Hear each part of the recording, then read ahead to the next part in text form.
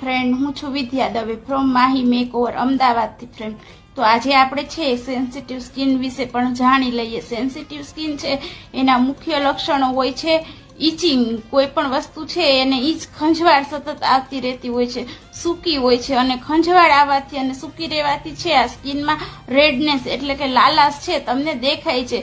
Sensitive ત્વચા છે જે ત્વચા ઉપર કોઈ પણ પ્રકારના અખતરા ન કરતા તમારે એ ત્વચા ઉપર છે ડોક્ટરની સલાહ લઈને જ પ્રોડક્ટ યુઝ કરવી જોઈએ. અને જો તમે ફેશિયલ કરાવવા માંગતા હોય તો ફેશિયલની અંદર ચેરિયન્સનું જે સેન્સી ગ્લો ફેશિયલ છે જે સેન્સિટિવ ત્વચા માટે બેસ્ટ છે, આ ફેશિયલનો ઉપયોગ કરવો જોઈએ. આ ઉપરાંત છે તમારે ડોક્ટરની સલાહને અનુસરી અને છે તમારે એનું પાલન કરવું જોઈએ, કારણ કે ગમે તે પ્રોડક્ટ ગમે એમ વાપરવાથી છે ગમે ત્યારે રિએક્શન આવવાની શક્યતા છે સેન્સિટિવ સ્કિનમાં હોય છે અને હોય જ છે.